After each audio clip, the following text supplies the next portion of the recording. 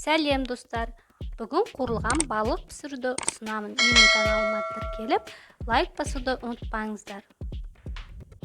Балығымызды тазалап, жуып алып, дәміне қарай боз дұрыш салып, жақсылап араластырамыз.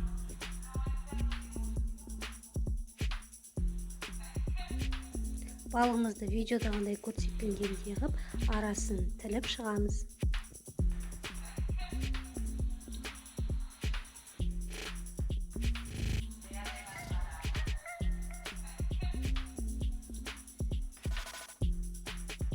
Балығымызды жақсылап араластырып алғаннан кейін 15 минутқа қойып қоямыз. Балығымызды екі жағын ұнға аунатып аламыз.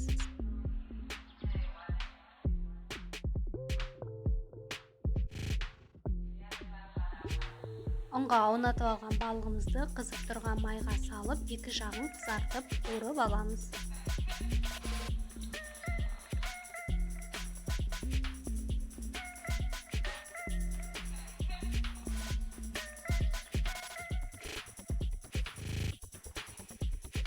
Қуырылған балығымыз өте дәмді болып шығады. Жасап көріңіздер. Видеоның соңына дейін көргендеріңізге рахмет. Менің каналыма тіркелуді ұмытпаңыздар. Лайк басып, тіркеліп, қоңырау белгісін басып кетіңіздер. Әлі де жаңадан рецепттер болады.